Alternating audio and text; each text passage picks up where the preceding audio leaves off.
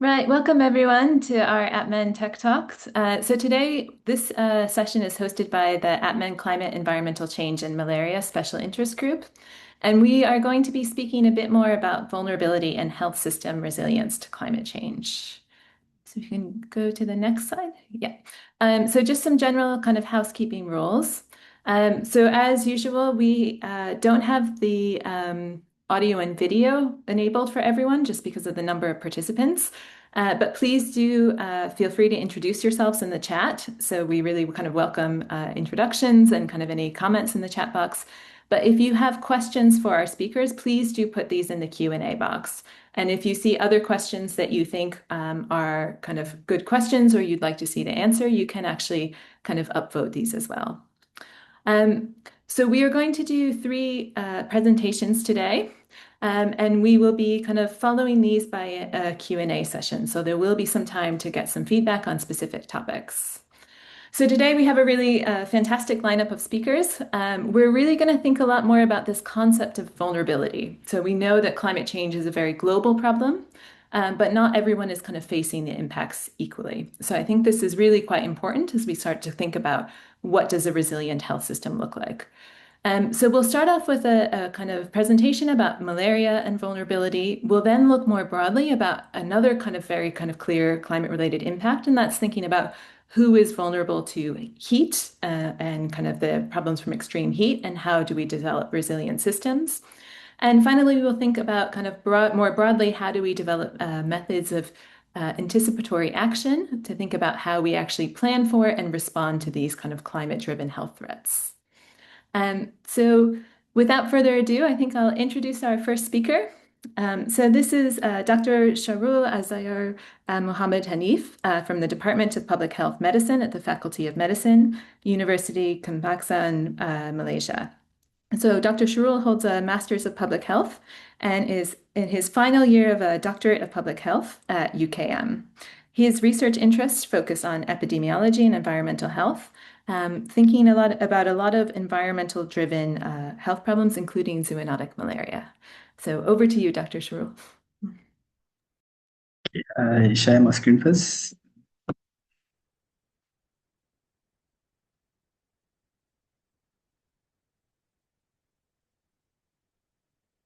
Yeah, I hope everyone can see my slides. Thank you very much, Dr. Kimberly, for the kind introduction. Good day, everyone. Thank you again to APMEN for the opportunity to be part of today's Tech Talk on vulnerability and health system resilience to climate change.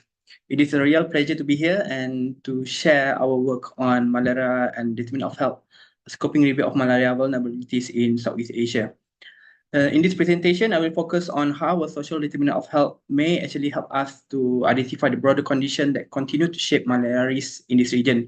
I hope this sharing will contribute to our discussion on how malaria elimination effort can be more targeted, equitable, and resilient in the face of climate and environmental change. With that, let us begin. Malaria in Southeast Asia shows a clear pattern of progress, but with still a persistent risk. Over the past 2 decades, the region has achieved substantial reduction in malaria transmission. Malaria cases declined from 22.8 million cases back in 2000 to around 5.2 million cases in 2024, representing around 77% reduction.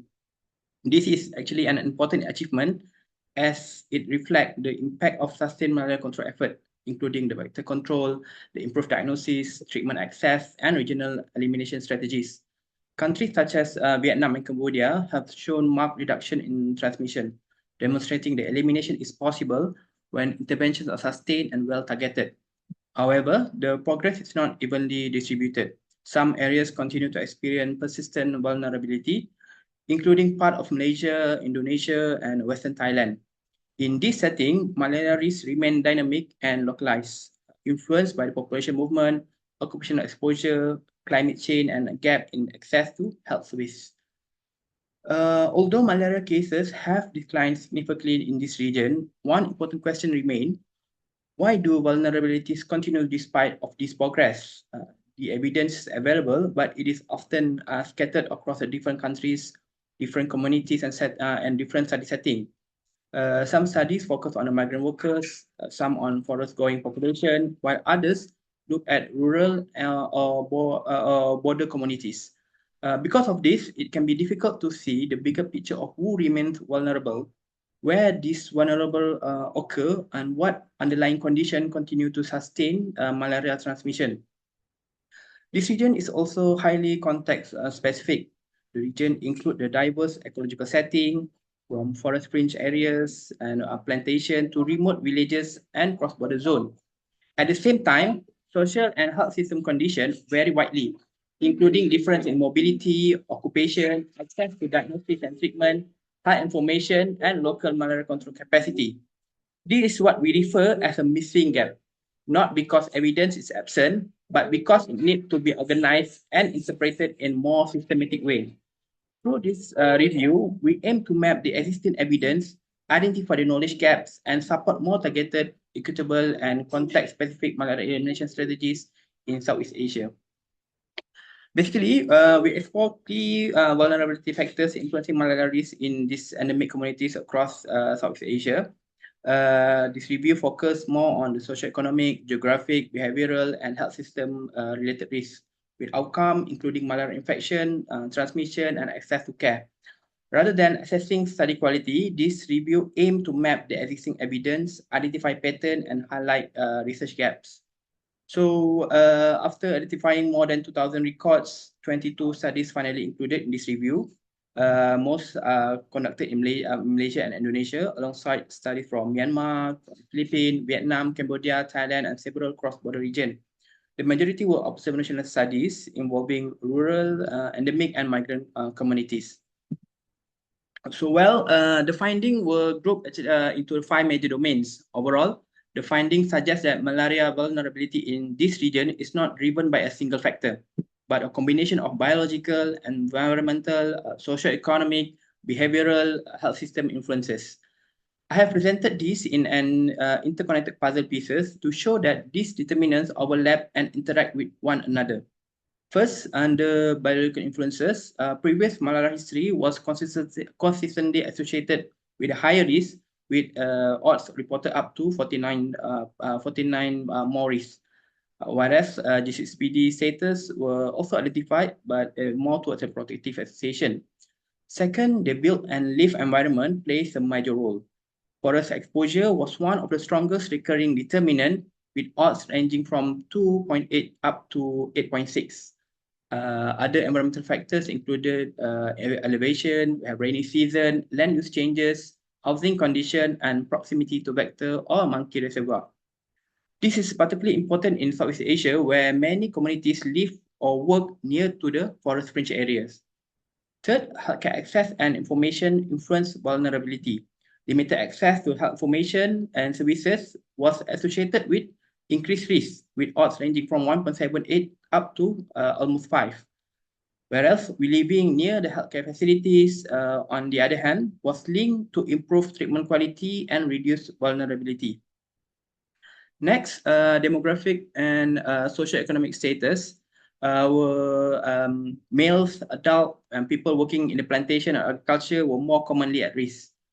In contrast, higher education or better economic status appeared to have a protective effect, likely through better access to prevention, information, and healthcare.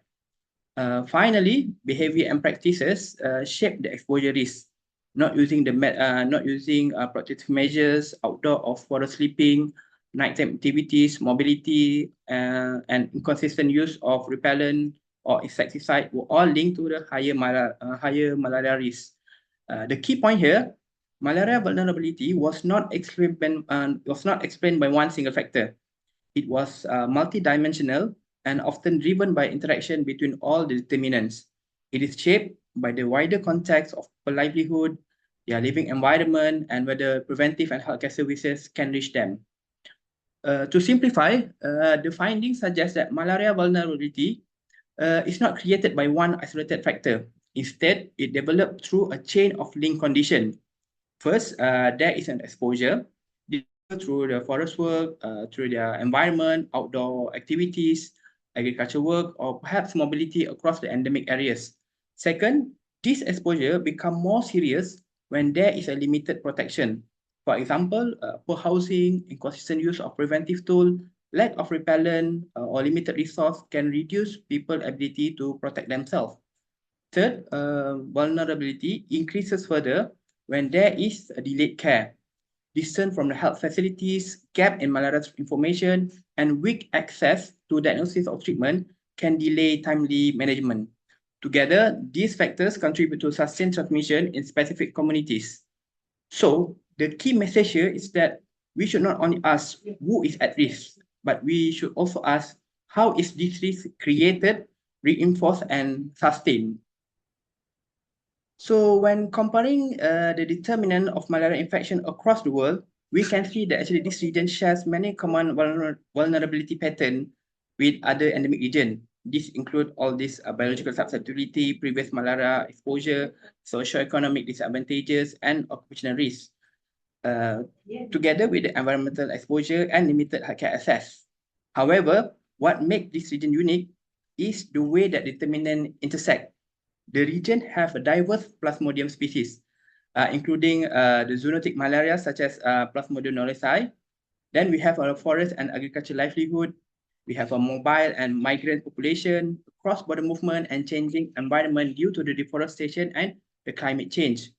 So the issue is not that this region has entirely different determinant, rather than these determinants actually operate within one very specific regional context. This means malaria vulnerability must be understood as both a global pattern and in a local reality. The implication is that malaria elimination cannot depend only on the standard tools such as BADNet, our IRS, diagnostic and treatment. These tools remain essential, but they may not sufficient if they do not reach the right people in the right setting where the risk is actually occur. Therefore, malaria programs need to move from generalized control strategies toward the vulnerability reduction. This means targeted outreach.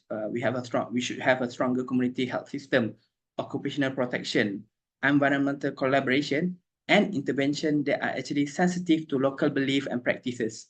In short, to eliminate malaria, we must reduce vulnerability, not only the transmission.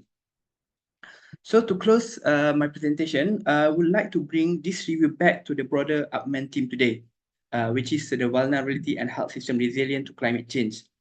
Our review shows that malaria vulnerability in Southeast Asia is not shaped by one factor alone. It is influenced by the environment, our livelihood, our mobility, the health information, and access to care. These are already important determinants of malaria risk, but they become even more critical in the context of climate change. Climate variability can alter mosquito habitats, change rainfall pattern, affect temperature, and potentially shift the transmission zone. This means that communities already living in the forest range, rural areas, remote or flood-prone areas may face increasing or changing exposure. At the same time, these same communities may also have limited access to diagnosis, treatment, and prevention services. This is where the health system resilience becomes essential. A resilient malaria response is not only one that detects and treats cases, but one that actually can continue functioning during the disruption, adapt to change transmission pattern, and reach vulnerable population before the risk escalate. This outreach, cross-border coordination, and integration with climate, environmental, and occupation sectors are actually one of the key important things that we have to highlight when we are managing malaria. So the key closing message is that in a changing climate, sustaining malaria elimination requires us to strengthen our health system by addressing vulnerability early before the disruption become crisis. With that, I end my presentation. I would like to acknowledge all the co-authors, my department, the Vector Unit of Perak State Head Department, together with my field supervisor and my attachment place in Perak. With that, I thank you. Excellent. Thank you so much, Dr. Sharul. That was a really fantastic overview. And it's just really nice to see all the pieces put together so clearly. So if anyone has any questions, please do put them in the Q&A box. So we'll be doing a kind of interactive Q&A session later on. And I think this is the perfect segue to the next presentation by Lydia, thinking specifically about how we understand some of the vulnerabilities around heat and climate change, and specifically thinking about how we can address systems to kind of support resilience and address some of these vulnerabilities. So just as a brief introduction, Lydia Law is the co-director of the Heat Resilience and Performance Center at the National University of Singapore. An engineer by training, she started her career in thermal and human performance research before quickly growing into a multidisciplinary project and system strategy and management role. And so Lydia, over to you. Thank you, Kim. And good morning, good evening, and good afternoon to all of the folks that are here today. Great honor to be here. Already learned a lot, and thanks for setting the stage. Learned a lot about malaria and the approaches and the vulnerabilities. We're going to be zooming out a little bit and focusing on heat. But I think the nice thing is that the same train of context of vulnerability and how we should be zooming out and looking at it from a more systems approach applies. So if I can start. So when people think about climate change in Southeast Asia, they often think about floods, the storms, or the rising sea levels. But the most immediate and actually personal climate risks facing Southeast Asia is actually heat. Southeast Asia is actually on the front line of extreme heat. And in major ASEAN cities in our region, it is projected that our temperatures are going to be rising by up to 4.4 to 4.8 degrees, and that warming is actually accelerating. We are also expecting more days that are above 35 degrees C, with some cities like Bangkok, Manila, Ho Chi Minh City projected to experience between 110 and 120 days of extreme heat annually, more than that they're experiencing now. These heat sessions are going to be lasting longer and happening earlier. And to make things a little bit worse is that in our region, it's not only about the temperature. We have to worry about our humidity, with the forecast that the resultant effect will actually push beyond the human tolerance thresholds of 31 to 35 degrees C. Southeast Asia is anticipated to shoulder the brunt of this heat burden, and we already are beginning to see some evidence of it over the past couple of years, with heat-related diseases expected to result in a staggering $1.8 trillion in cost to our healthcare system, and that in turn also affects 3 million dailies. To make things worse, our region is also rapidly urbanizing, and with city developments that adds up to the heating effects. Our demographic is also super aging, which means more of our society is going to be vulnerable and at risk. Heat is actually already a major cause of weather-related mortality globally, and a lot of us may not know of this fact, but actually 500,000 deaths are occurring around the world due to heat, and half of those actually happen in our region. Beyond mortality, heat contributes to a large burden of illness, hospitalization, and also the reduction in well-being. So the climate crisis is indeed and very much a health crisis. Our region's combination of high temperatures, high humidity, and our chronic exposure, we face the heat almost daily. In this region, it's actually very different from the seasonal episodic heat waves that occur in the Northern Hemisphere. This is what we call the triple whammy, and it is beginning to narrow down our margin of safety. In drier climates and environments, sweat can actually cool the body more effectively, but in our region, that cooling mechanism is often compromised. And because the exposure is frequent, we may not actually get the chance to recover sufficiently. But if anyone were to ask, and I bet quite a number will actually say that, I mean, it's always been hot, we'll be fine, we are used to it, but we are realizing that our adaptation actually has limits. And this familiarity to the heat does not mean that we are and will continue to be immune. And that is exactly why we need to take heat seriously as a health issue.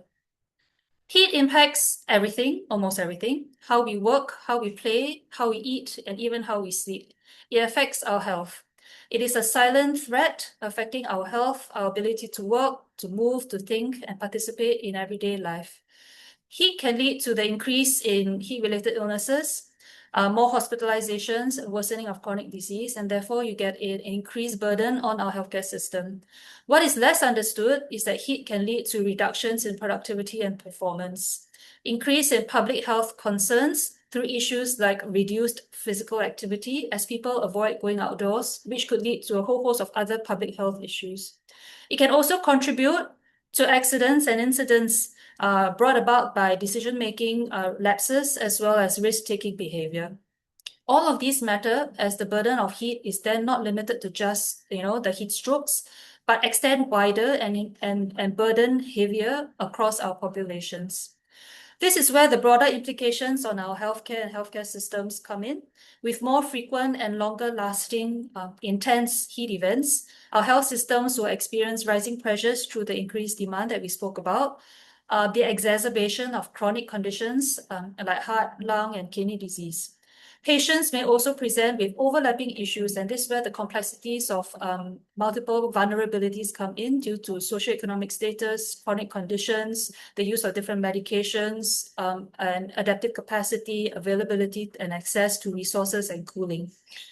Finally, not forgetting that the health system themselves are exposed to, and therefore, heat resilience must be thought of and extended to the entire healthcare system as a whole, to ensure that the system can continue to function safely and effectively, even during prolonged heat. While it's all may seem doom and gloom, what can we do to thrive in this increasingly warming world? To thrive, we need to understand that we must understand that the heat well enough that we can respond intelligently through science, policy, design, technology, and everyday habits. And these are some of the practical evidence-based ways that we can improve heat resilience.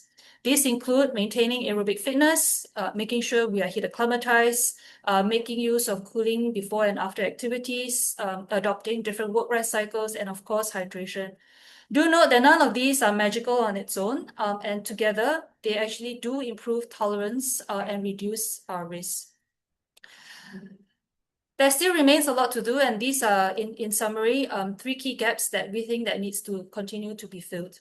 Firstly, there is a disconnect between how the environment is directly impacting our health, significant lack of research data in this part of the world, and lastly, we need to do better to strengthen our implementation frameworks. Collaborations, cooperations, and coordination, in addition to communication, are therefore key across our sectors and across the disciplines. And this means involving policymakers, researchers, practitioners, and even the public to tackle the challenge together. I take this opportunity to introduce the Global Heat Health Information Network Southeast Asia Hub. And this is precisely why the hub was established, to be this regional platform that helps connect the people in this region, bring about evidence, help to facilitate policy and action. With efforts focused on issues of priority to the region, the hub aims to enable faster knowledge sharing, building of stronger partnerships, and the development of standardized guidance and frameworks so that we are all ready to be protected and prepared for the health impacts of extreme heat. This is us. I'm happy to take any questions. Thank you so much for the time. Excellent. Thanks so much, Lydia. That was really fantastic. And also really nice to see actually some very common messages between the first two presentations. So I think there's a lot of value in understanding what we're doing to combat other health impacts, climate and health impacts such as heat, but also thinking about how these interact. So who's most vulnerable to multiple impacts. So again, if there's any questions, please put these in the Q&A box down below, and we will do questions at the end. And now I'll introduce our final speaker. So this is Tilly Alcaina, who is a Senior Technical Advisor on Health and Climate for the Red Cross Red Crescent Climate Centre based in the UK, as well as a PhD candidate at the London School of Hygiene and Tropical Medicine. So she's going to speak to us a bit more about how we can build these frameworks to actually develop anticipatory action plans and plan ahead for some of these climate-driven health events. So over to you, Tilly. Thanks so much for having me, and hi everyone. Just going to get my PowerPoint up. Let me know when it is properly showing. Give me a second.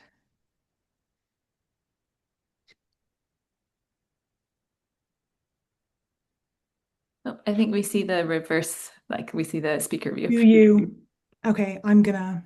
If you swap plays. This always happens. I've started using two screens, Mm, and it is no problem. not the most elegant. Sorry, everyone. Let me try again. I think we can all sympathize. How about now?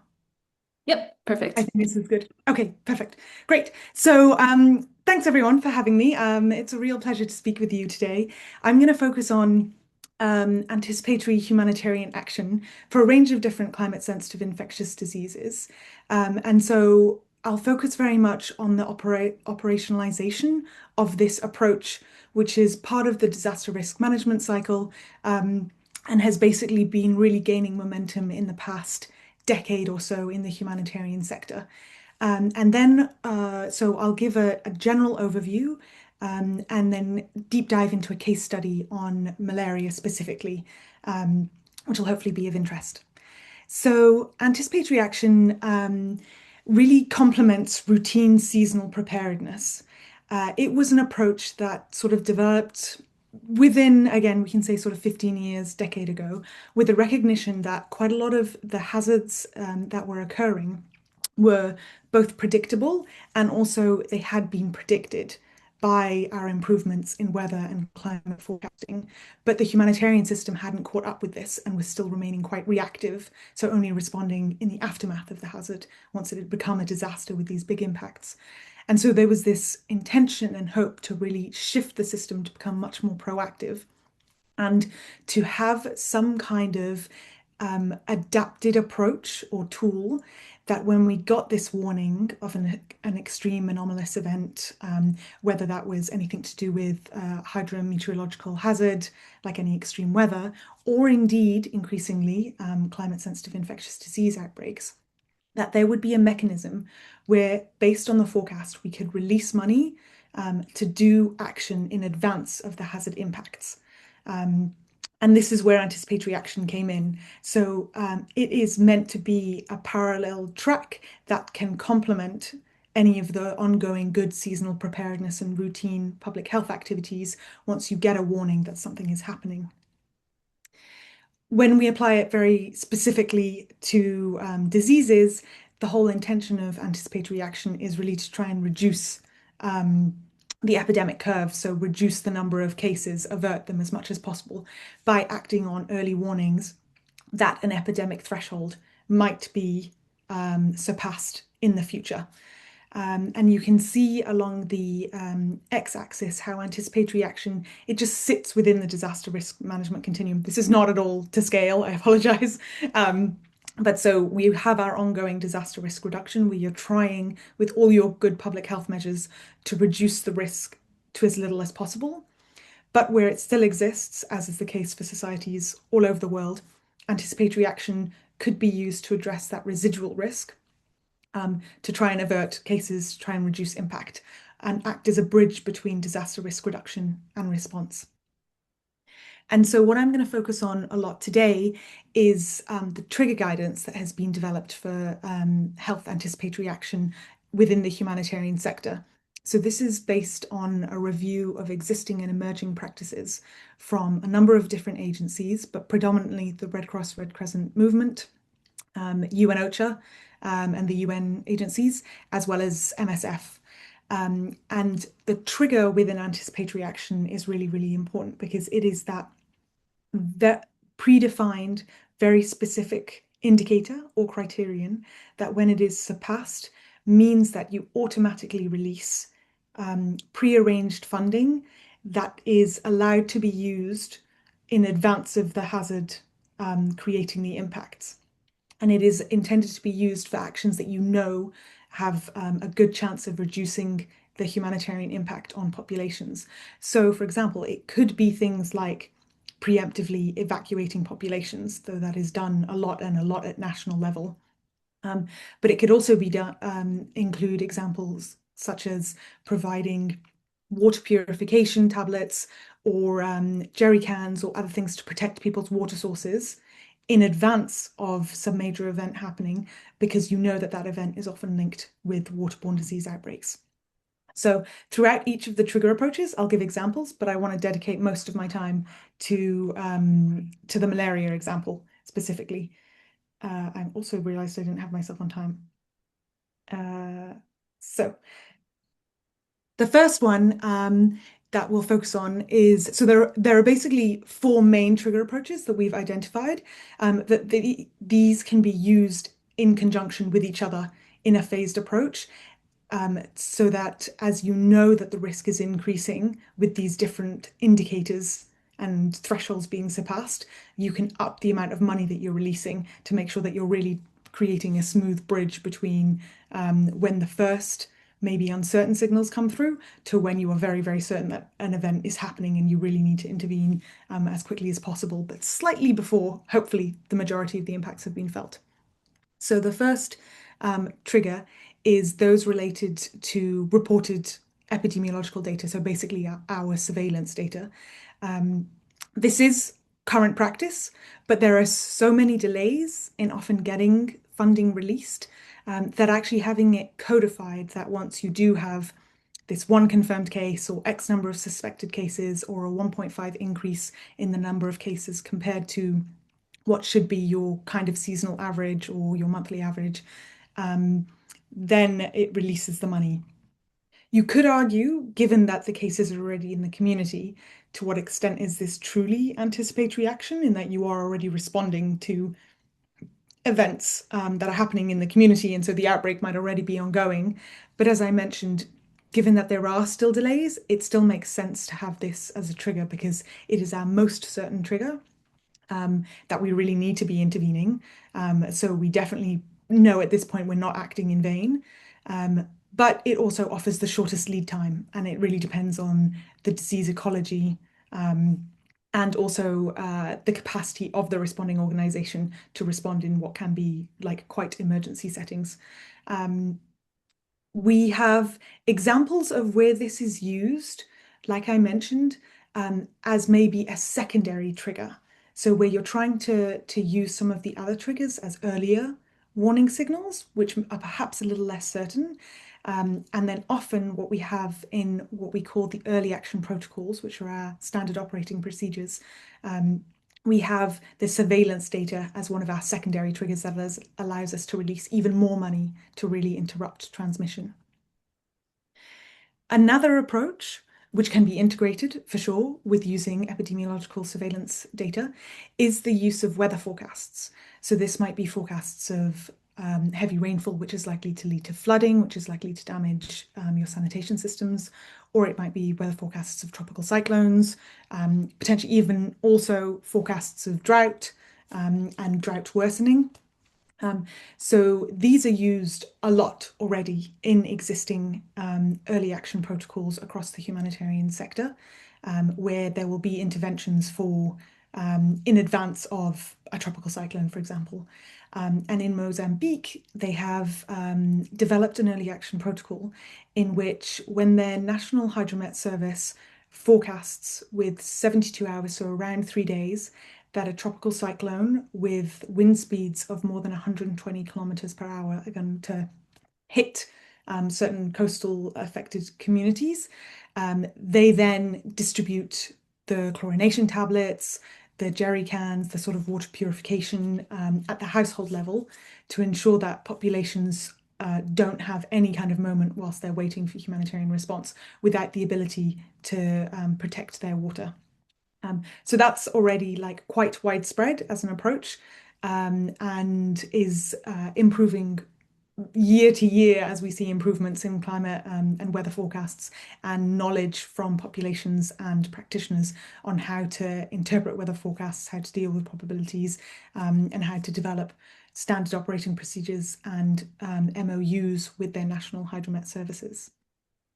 The third approach is recognizing that disease transmission risk sort of evolves over time, is combining lots of observations on environmental and socioeconomic risk factors and combining them all together. So it's a little bit more of a complex process, but combining these together with then surveillance data. So we have a couple of examples of these when it comes to cholera, where there might be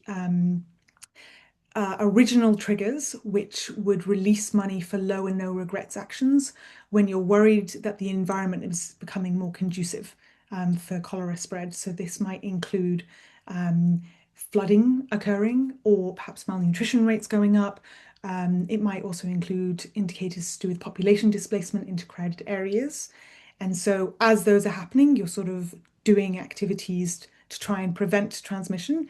And then as soon as a cholera case is identified, then you instantly release all the rest of your emergency money allocated within the early action protocol to try and break the transmission chain. So this is also one that is getting really used for especially diseases like cholera, which have quite a lot of risk factors in advance that can be monitored. And then that we still want to rely on cholera cases as our main trigger. And then the final one that I want to talk about is outbreak risk prediction models.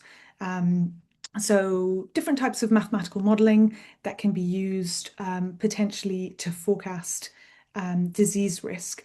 And this offers the potential for the longest lead time, depending on the model and the lag structure that you find. And can be really, really useful as sort of helping operations adapt depending on how many months in advance you can give a kind of warning. That in the example that I'm going to show can provide probabilistic warnings and also information on uncertainty, which are really, really useful for decision makers.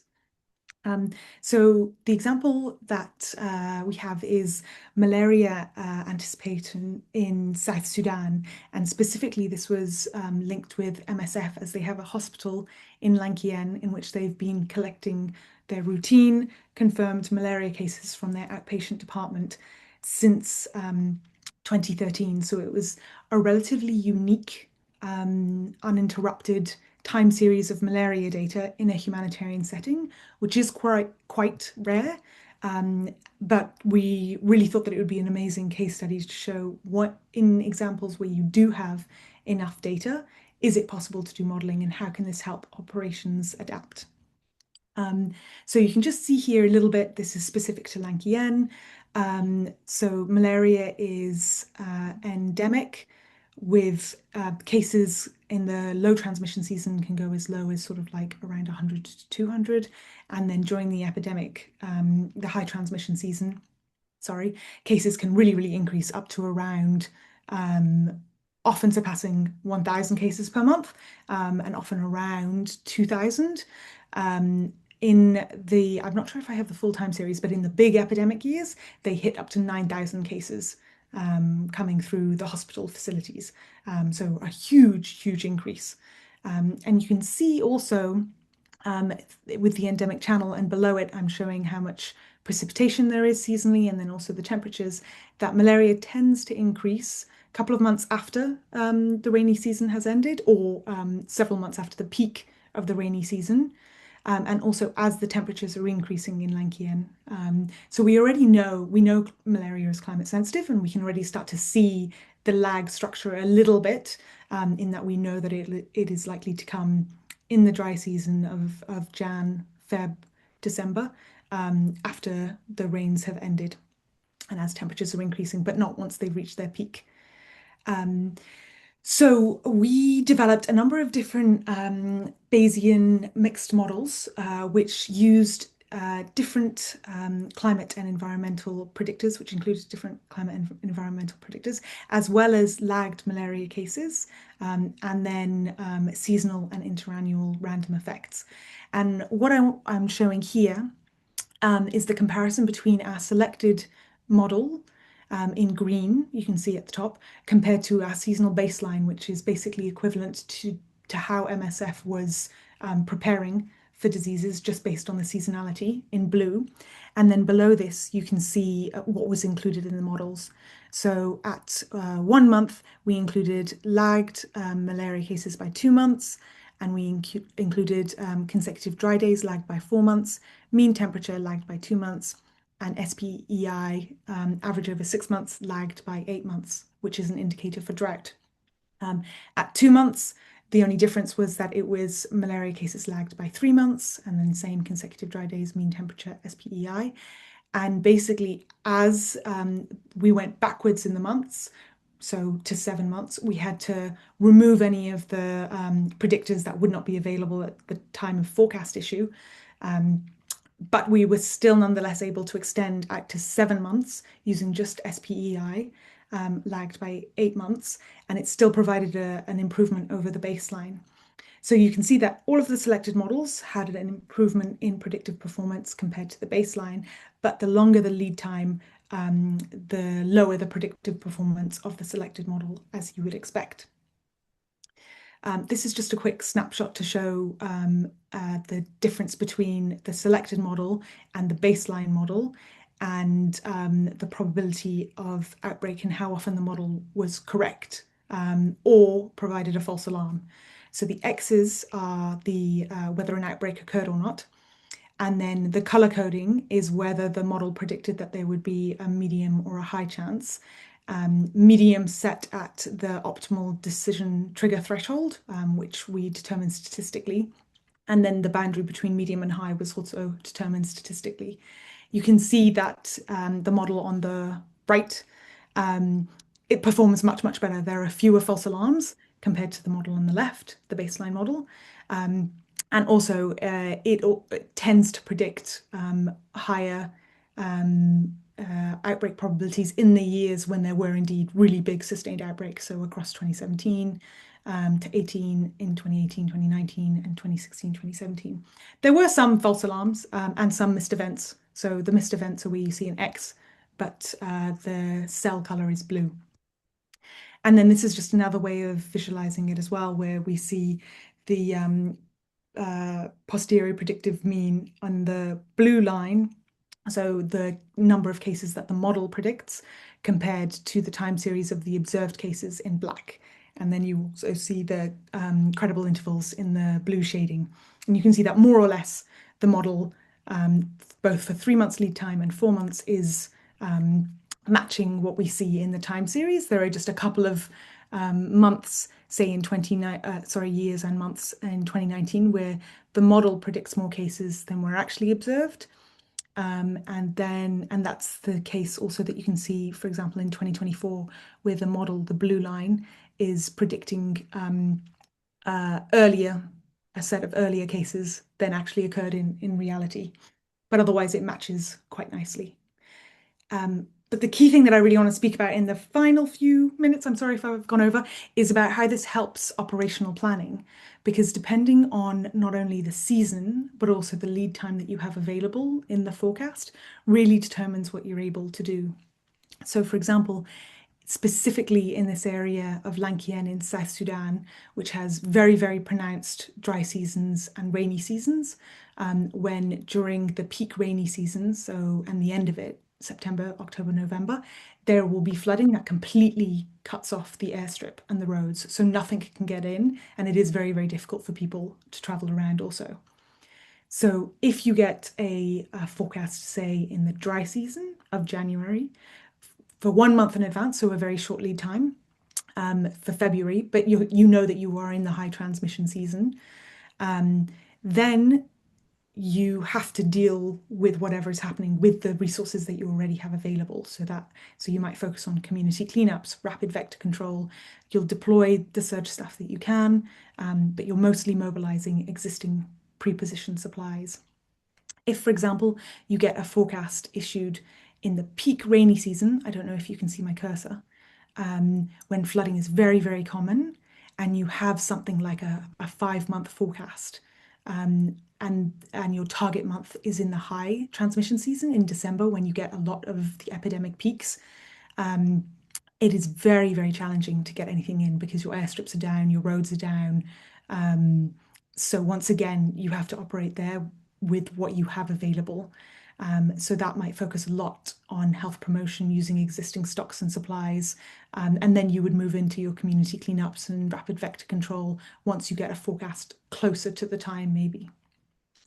If, on the other hand, here you had a 6 or 7 month forecast that had come just before the peak of the rainy season, when you can still get in, then you would potentially be able to do procurement and then get more supplies in that you can pre-position them ready. So this might be drugs, rapid diagnostic tests, more insecticide, because the access routes have remained open. So you are able to do that. So the main point of this is that it is both about the season that you receive the forecast, as well as the length of the lead time of the forecast that really affects your operational planning, and must always be grounded in the reality of what is happening in that specific humanitarian context. Thank you so much. I really apologize if I've gone over, and really looking forward to the Q&A. No, excellent. Thanks so much, Tilly. And yeah, we're perfect on time, so no problems at all. Great. So if anyone has any questions for Tilly, please do add these to the Q&A box as well. And we do have a lot of great questions already. So I can start with some of these. So I think one question for Dr. Sharul to start. So there is a question about, well, first they said, thanks for a great presentation, but there's a question to think about these different components of vulnerability. And is there any kind of matrix or checklist? And maybe Lydia, if there's anything for heat that you specifically look at for things that you should consider when you're identifying vulnerable populations. Okay. Check. Okay. Thank you, Dr. Kimberly. Thank you very much for the question. I mean, at the moment, there is no single universal like checklist or perhaps like a matrix to fully capture malaria vulnerability across this Southeast Asia setting, because I think again vulnerability is highly context specific. However, I can share a bit of my study, whereas in which I'm using CBPR, a community-based participatory approach, which we try to get sort of like context, like a localized checklist to look into the domains that we can access the vulnerability. Based on our finding, based on from my thesis, the checklist could include 5 key domains. First, we have the population vulnerability. For example, whether the community includes forest workers, plantation workers, migrants, mobile group, perhaps adult males or people with a previous malaria history. Second, we touch on the environmental vulnerability, in which our questions are towards the forest proximity, the land use changes, the elevation, the housing quality, what the rainfall pattern, the seasonal viability, vector habitats, and in Malaysia, we do touch on the proximity to the macaque reservoir, as we have a zoonotic malaria. Third, we also touch on the behavioral vulnerability, in which we include the outdoor activities, their behavior during the night, forest sleeping. Perhaps some of the questions includes the inconsistent use of bed nets or repellent and mobility. Next, I think we also touch on the health system access, in which we look into the distance to the diagnosis, the treatment delay, the availability of the community health workers, health literacy, and whether the surveillance can reach the community. And finally, in our study, in our thesis, in my thesis, actually, we do touch a bit on the resilience capacity, whether there are an active local leaders, the community participation, the regular health outreach, the cross-sector collaboration, and the continuation of prevention, even when the cases are low. So in this way, this could be used as a simple scoring matrix. Perhaps what we do is we have sort of like a low, moderate, and high vulnerability for each domain. Perhaps I can entertain one of my paper. I think we touch on the nominal group technique, in which we discuss with the local community authorities in which determinant or which factors actually affect the vulnerability of these people in the rural areas, especially on preventive malaria. So my suggestion is that malaria program can adapt these into their local tools. It's just my suggestion. Perhaps can be validated within the district health term or within their local context communities. Perhaps it can help prioritize the hotspot, guide the targeted intervention, and support more resilient malaria control in the elimination phase. I think that's all. Yeah, fantastic. I don't know, Lydia, do you have any thoughts about how this has been addressed for heat? Yeah, I mean, just to echo Cheryl's point, heat is also actually quite contextualized. So your vulnerability is affected by the context. But broadly, we are looking at vulnerability as defined by three main elements. So one, the amount of exposure, the sensitivity of the individual, as well as the adaptive capacity of the individual.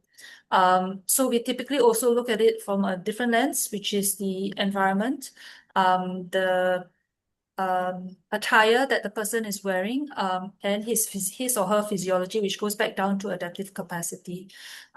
So you can have an hot environment, but if you are a young individual, your vulnerability would be a lot less, as opposed to you may not be in a totally hot environment, a warm environment, but if you are elderly and have comorbidities, your vulnerability will increase. There are, of course, the other layering considerations, which would be your access to cooling and resources, your socio-economic vulnerability, and population sensitivity. So there are different facets to look at. So it can get quite complex. And so our advice is really to be able to understand per context. Yeah. Excellent. And I have a question for Tilly as well. So in the context of South Sudan's protracted crisis, how can anticipatory action be conceptually and operationally distinguished from traditional prevention strategies? So I guess what's the difference between what you would do anyways and what is we would consider anticipatory action? hmm Yeah, South Sudan is really, really complex.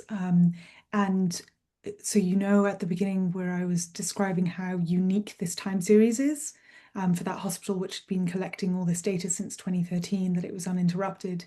In January and Feb, there were attacks on the facility, which completely destroyed the warehouse and also meant that the staff had to evacuate. So that time series now has been interrupted, and I think it just underscores the complexity of operating in these environments, and then also ever trying to build some more predictive systems that can maybe help us think those many months in advance with kind of informed uncertainty and modeling. But so in the case of South Sudan, where what would be the difference between prevention and then anticipatory action? So I do recognize that a lot of the prevention might also be kind of in the emergency mode, which is what anticipatory action appears to be. And I guess the difference here is just the pots of money that are being accessed. So when it comes to anticipatory action, it's a very specific prearranged pot of money in which it is automatically released as soon as the threshold is met, because there has been so much discussion and agreement on this anticipatory action system between multiple different actors involved, depending on the context, so potentially not in South Sudan, but government actors are often like heavily involved as well. The MOH is part of it. And so it is just all about releasing the money as quickly as possible, versus in other situations where you monitor to some extent and then you sort of appeal and get emergency money in. And that's where we're trying to reduce those delays to response by having this anticipatory action system, which releases small amounts of money for situations that are out of the ordinary, which wouldn't be able to be dealt with the ongoing programmatic money, and it would take too long to get the emergency response money. And so you're trying to bridge that as much as possible. And so then those ongoing preventative actions would just be a separate pot of money that is part of the annual or longer programmatic cycles, where you're trying to reduce malaria burden as much as possible or other infectious diseases. And anticipatory action only kicks in when you're predicting that there's likely to be some kind of big outbreak, which would need that bridging money. So yeah, the sort of like the practicality of, say, some of the actions that are done might not appear too different to response. It's just about getting them done as soon as possible and really about releasing that money as soon as possible. And so that finances isn't any of the blockage to getting action as quickly as possible. I hope that answers your question. Yeah, excellent. That's great. And I have another question which is tagged for Tilly, but actually I think is relevant for all speakers. And this is asking about whether an early warning system could introduce bias if the warning itself introduces or triggers interventions or behavior changes. So, for example, if you have a warning of malaria or you have a warning of extreme heat and people actually change their behavior, does this make your system not work so well? So maybe Tilly, if you have any thoughts first, and then others. Thank you. Yeah, what a great question. Because ultimately you do want behavior to change. Once warnings are received, you want action to kick in, not only by public health responders or practitioners, but also by the communities to try and safeguard and protect themselves. So you would want behavior to change. But then what does happen is that often you don't have a counterfactual. So if an outbreak then doesn't occur, was it because the outbreak was never going to happen and maybe your prediction was incorrect? Or is it because your intervention was so good that you've managed to avert it or certainly reduce a lot of the cases? And that's what makes evaluations of impacts, which we really want to develop much, much more in the anticipatory action for health world, really key and really difficult. Because if there is no counterfactual and your interventions did succeed in preventing the outbreak, how are you ever going to prove this? So yeah, I would say ultimately we do hope that behaviors are changed in a way that is going to reduce the risk. We would hope not to increase the risk. And a really key part of that is making sure that your communication strategy with affected communities is really, really on point so that you're not causing panic, you're not causing people to do things that are going to increase their risk, and that you are all working together to try and reduce the conducive environment or the transmission risk as much as possible. And I'll hand over to Dr. Lydia for heat. Yep. Thanks, Tilly. I was about to raise the 2 points which you ended your conversation on. So yeah, I think we do want the behavior to change, and I think it's critical that it changes in the right direction, and that's where the communication becomes key. So it's beyond just developing this system for warning, but also the necessary advisories to what do I then do, and communicating that in the right frame so that communities also understand. And what we're trying to do also is to co-create these advisories with them, understanding their context. So as Sharu also mentioned, it is very contextual. So developing the what do we need to do given the resources and the capabilities of that community, will then have that co-creation and buy-in and engagement. And then they too will then know how to take that forward. Yeah, so I think that's it. The co-creation as well as the communications and education would be key. Think just to echo back what Tilly and Lydia said, yes, I agree with all their points. I mean, basically, from my study itself, we do co-design, we do co-sharing, and even we actually co-manage in terms of nullified malaria, especially. But I think for malaria, especially in Southeast Asia, and for Plasmodium knowledge, perhaps the warning system should not only monitor climate; it should combine the climate warning, the environmental warning, and political warning, and the behavioral warning. Because this is actually touched a bit on my thesis, in which the behavioral early warning, based on my findings, actually we found that actually communities become more vulnerable where prevention is actually reactive, when mosquito bites were normalized, where people slept outside during the hot nights, when the forests were increased, and when the bed net were not used because of the heat or because of the climate change. So actually, this behavior can act as perhaps like an early warning that vulnerability is increasing before the actual cases rise. So what we do actually, we some sort like we have a practical warning system. We actually co-manage together with the local leaders. We have the health volunteers.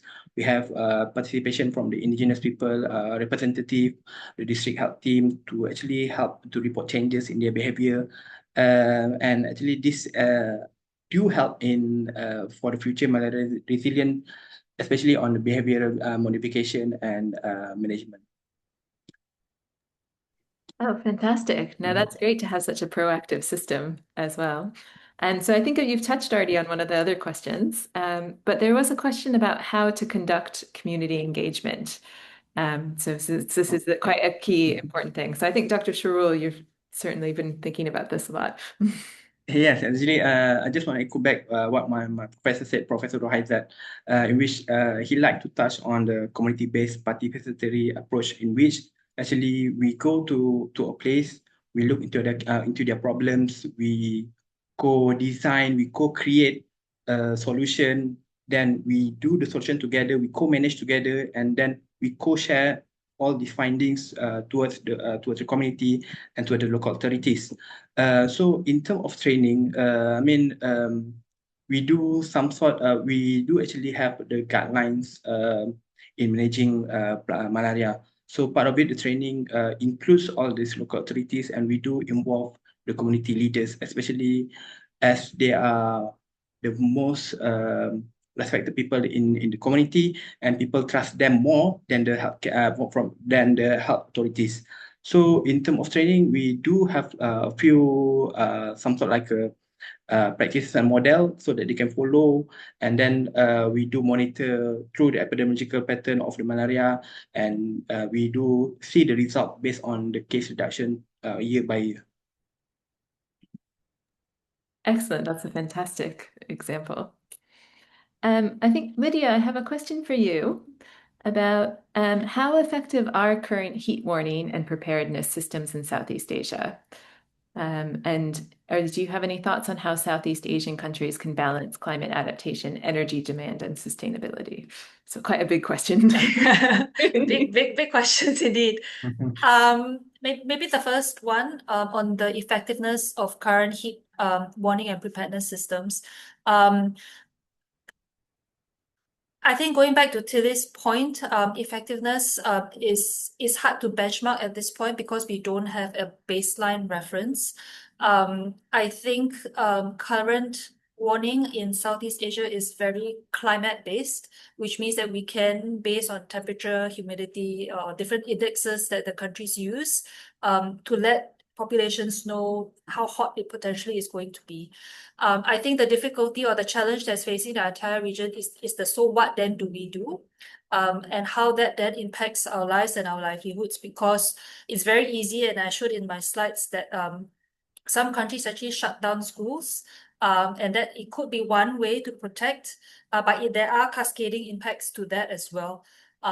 So we are, I think, in the region still trying to figure out this piece. I think it is important that we know how hot it is, and therefore governments can take some action. But I think there's a lot more work that needs to be done, and that comes in understanding the impacts and quantifying these impacts so that we know then where those thresholds and what those thresholds can be built upon.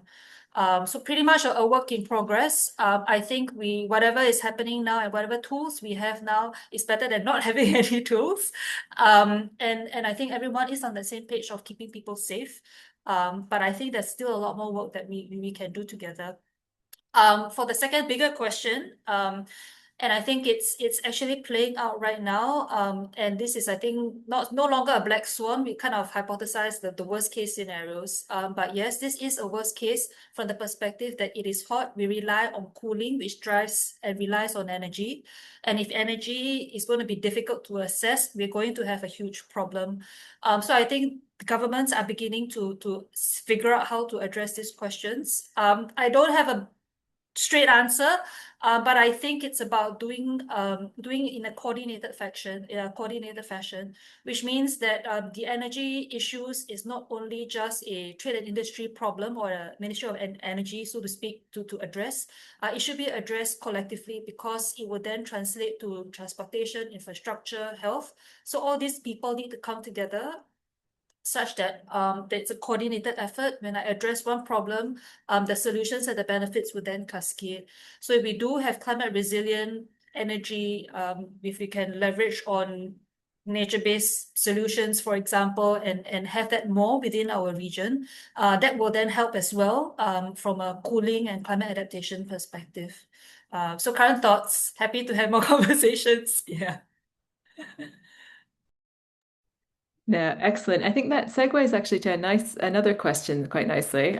So I think this one is for you, Dr. Sharul, but thinking about land use, and I think this is particularly interesting when we think about the context of nature-based solutions. So if we're thinking about planting trees and planting forests, the question was actually, is any of that data incorporated into kind of assessing vulnerability or defining risk? And how should we kind of better integrate things that are outside just climate information. So maybe a question for everyone, that second bit. But maybe Dr. Shirul, if you have any thoughts about land use, specifically in the context of Malaysia, because Malaysia has done a lot of thinking about this.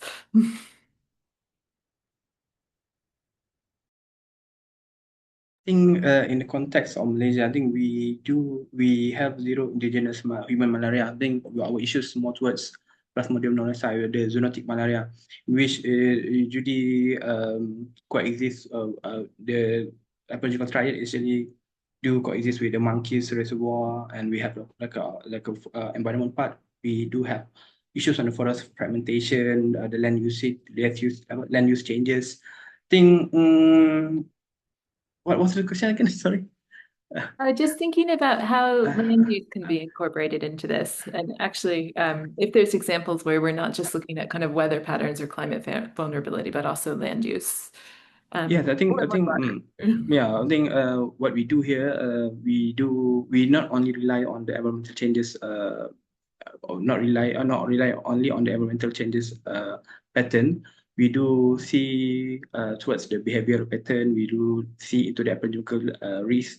We do look into the what we call that as a the resilience of the community itself. I mean, we do have like a one health meeting in the community, especially through the district office.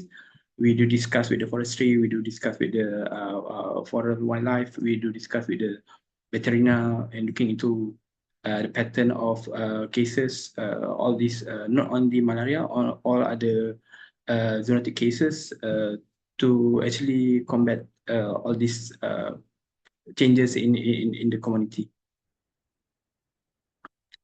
Excellent. And I don't know, Tilly, have you done any kind of thinking about different types of land use or other kind of factors you might include into these models? There is a long list of other factors we wish that we could include. And I'm just trying to think. So, an example of a study done in Singapore on dengue found that a model which included climate and serosurveys, so surveys to do with blood testing and immunity on dengue, performed much, much better than a climate-informed only model. But Singapore is a very high-resourced setting where that kind of data is available. There were really strong partnerships between the MOH and then the modeling team, the MOH and the epidemiology. Like it was such a great, wonderful co-development of all the available data that was there.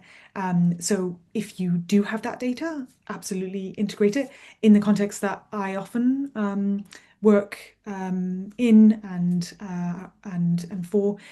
We don't have that data. Like for the South Sudan case study, we didn't have underlying population data. That was time varying in the same way that we had the case data. So we couldn't calculate incidence rates. And so there are times where when there are those really big peaks, is it also that there have just been a huge number of malaria cases, or was there a big influx? And we know points when there were influxes of populations that have really like pushed those numbers up, but the incidence actually might not have changed too much. So yeah, where we can, it would be wonderful. And I'm just thinking of another land use one, but it's not an Asia specific context, but some studies that were done on malaria in Venezuela and around gold mines also and mining showed again that there was higher incidence, I believe, of malaria around gold mines and those transitional sort of like where forests are being cut down around it, and then all the pools of water that are often formed around mines, and that also temperatures maybe were slightly higher around the mine, again, because you've cleared the forest, and how all of that was quite influential and important to add into a model that made the model perform better than a model that excluded any of the land use or anything like that. So yeah, where you have it, use it for sure. Excellent. And Lydia, I have a specific question for you, which I think many of us can relate to. How do policymakers go about determining the most appropriate metric for their heat thresholds to use for their context? And in particular, there seems to be a wide range from minimum temperature, maximum temperature, average temperature, WG, WB, GT, apparent temperature. I actually don't know what all these things are. Diurnal temperature range, a long list. Yeah, thanks for the question. I think it goes quite nicely with the one that we just had because it all comes back down to understanding the data and what the data means. So in an ideal situation, like Tilly suggested, if we can have the health impacts and the health outcomes, that would be great to help to guide and inform what thresholds should be developed and what those thresholds should look like. But by and large, in the context of heat, it can get quite complicated.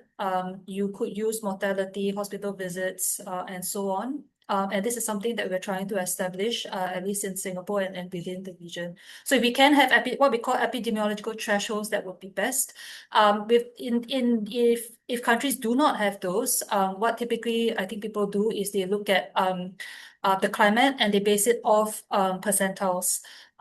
So they look at how unusual and the probabilistic nature of this, and then typically they set it off either at 95th or the 99th percentile of the climate index. In terms of which index to use, which metric to use, again, it will depend on the country.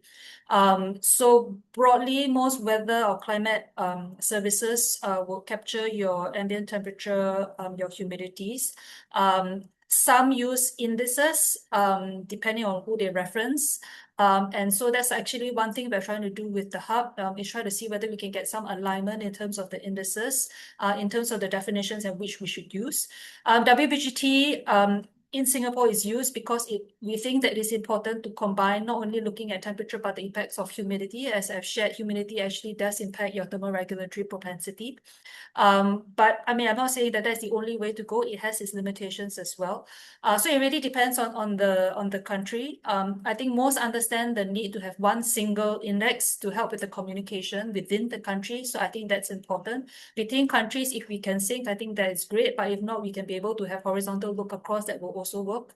But that is the current state of affairs when it comes to thresholds and indices in this space of heat.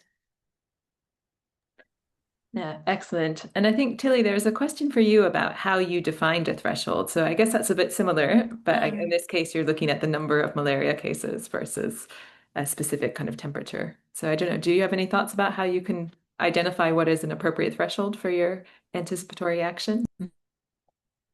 Yes, so in the Lankian example, that was using the 75th percentile of previous cases across and according to the month.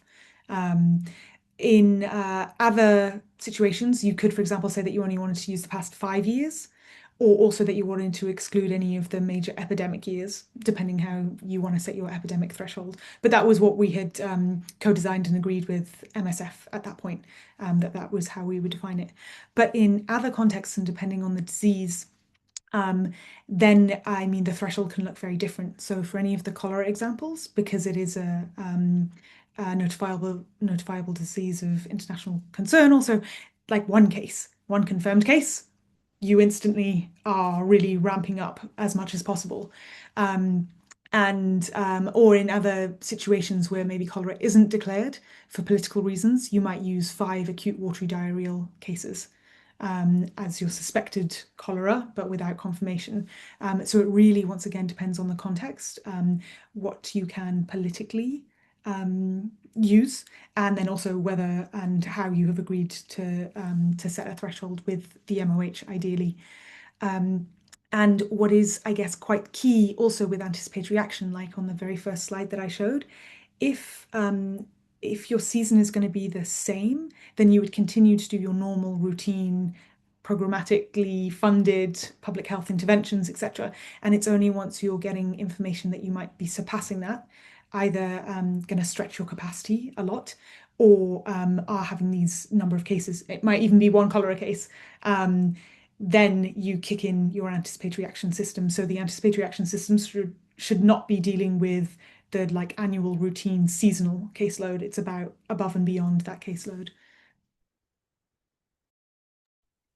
Excellent. And I think just because we're kind of running towards the end of time, I have a very nice question for everyone to round off with. And this is actually quite interesting. So there's a question that said, when I search the WHO malaria report for the term resilience, the only thing I can find reference to is financial resilience. So clearly resilience is not a very kind of common term within our malaria kind of community. So the question was actually, how can we mainstream the broad concept of resilience as understood by climate science and as related to adaptation in the health sector? And how can we effectively promote the intersectoral dimensions of climate adaptation to reduce health risks? So maybe we can start the order of our talks, but Dr. Sharul, if you want to start. Interesting question. Actually, thank you. This is actually a very important observation.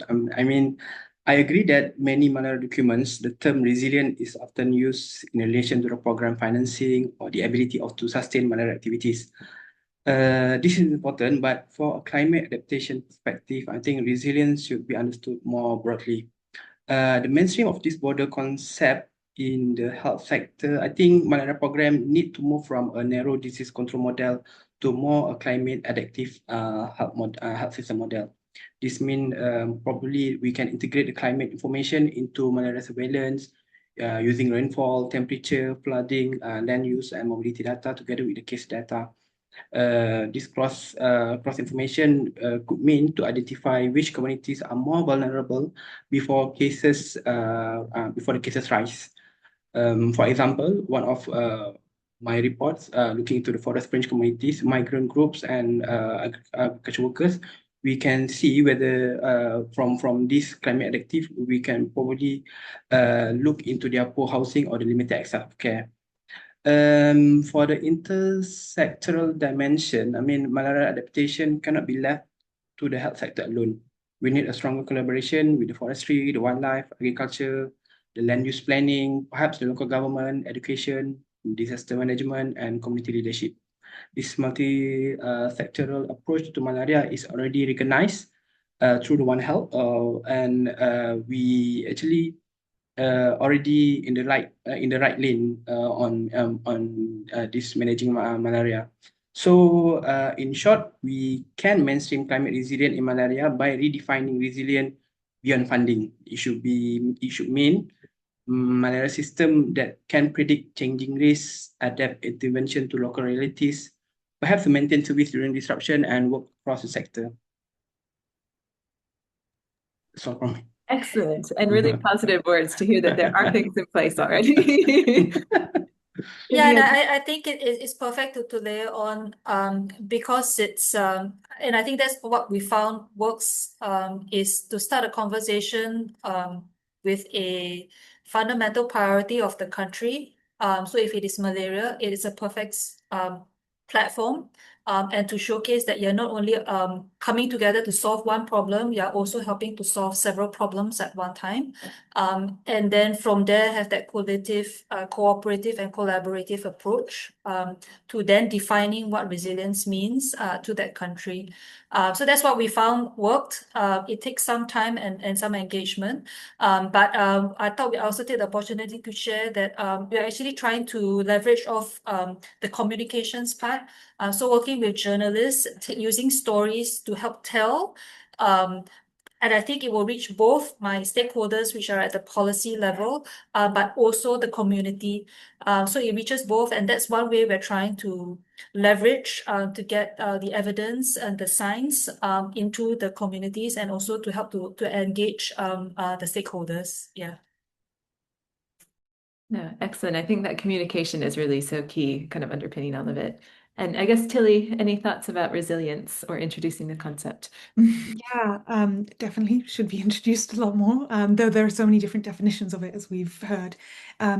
But like Dr. Lydia was just saying then as well of the communication and of all the structures that are needed. So the humanitarian and especially the Red Cross Red Crescent movement, we focus a lot at the local structures within the branches, but also trying to think like all the way back up to national and always trying to operate within a national framework. But at the local levels, what is it that we can do to help empower communities? And that includes, and I really enjoyed seeing it in one of the comments about the different plants that can be used, but like very much listening to what are the traditional approaches to trying to prevent diseases and working with that and just complementing with then the scientific and technological expertise in an accompaniment kind of role. where we can say you can access these publicly available resources to see the weather forecasts, which maybe are already being used quite a lot in the agricultural sector and with farmers, but then that can also be then translated across to the community health workers, where you can say, well, you can also monitor things that are going on, which might help inform your community-based surveillance. And then there's all that work. So this example in South Sudan, often the flooding isn't necessarily related to the rainfall that happens to the community there, and it's to do with upstream dynamics of the rainfall over Lake Victoria, miles and miles away.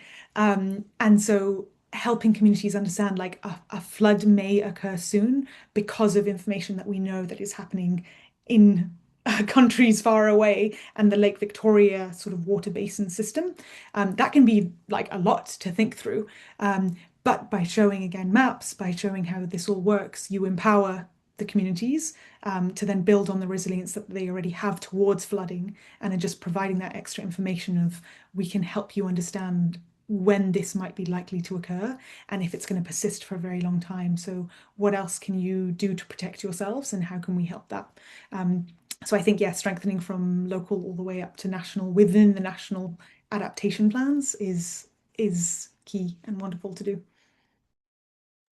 Excellent. No, thanks very much, all. I think there's kind of quite a common, consistent theme across about thinking about how we kind of engage actors at different levels and making sure that we're kind of communicating with all the kind of key people who are involved. So I think that's a really positive message to end on, but I'd just like to thank all of the speakers again for your time. I really enjoyed today's session, and I know there's been quite a few requests for resources, so we will do a blog post, but we'll also kind of, if you didn't catch any of the references in the presentations or the chats, we'll have these online too, so we'll share these more broadly. And just thank you everyone again. So Thank you. Much. Thank you. yes, and one last thing, if you can help us by taking the survey at the end, please, we would appreciate it very much. This helps us make the webinars better.